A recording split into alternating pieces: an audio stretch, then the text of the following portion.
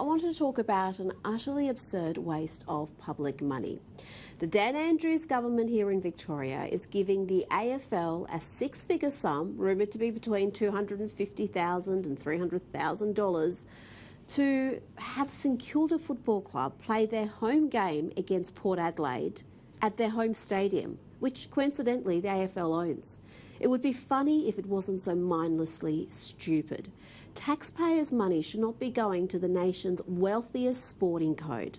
The AFL had revenue of $794 million and a net profit of just over $48 million in 2019, all without paying a single cent in tax, might I add.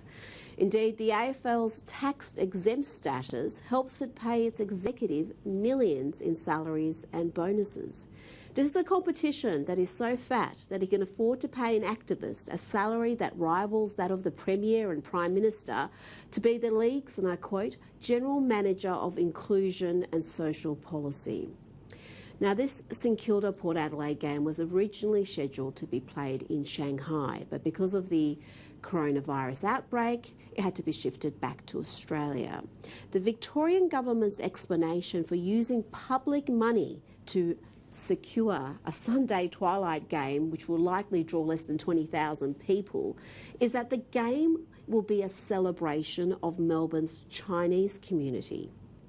Trying to use the plight of Chinese restaurateurs to justify this absurdity takes real chutzpah. But that's precisely what Premier Daniel Andrews did yesterday in the Victorian Parliament, when asked why government facing significant budgetary pressures that have forced it to cut $4 billion in spending is paying the nation's richest sporting code to play a game at a ground it owns. If the government is going to throw away our money on frivolities, then the least it can do is be transparent about how much it's spending. But Sports Minister Martin Pakula has refused to reveal the sums involved.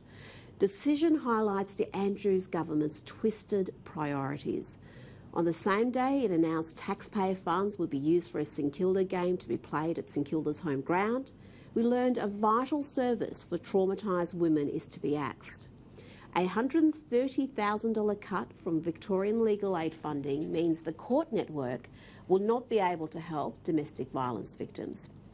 Surely a critical service for at-risk women negotiating the court system is far more worthy of public funding than a second-rate AFL game.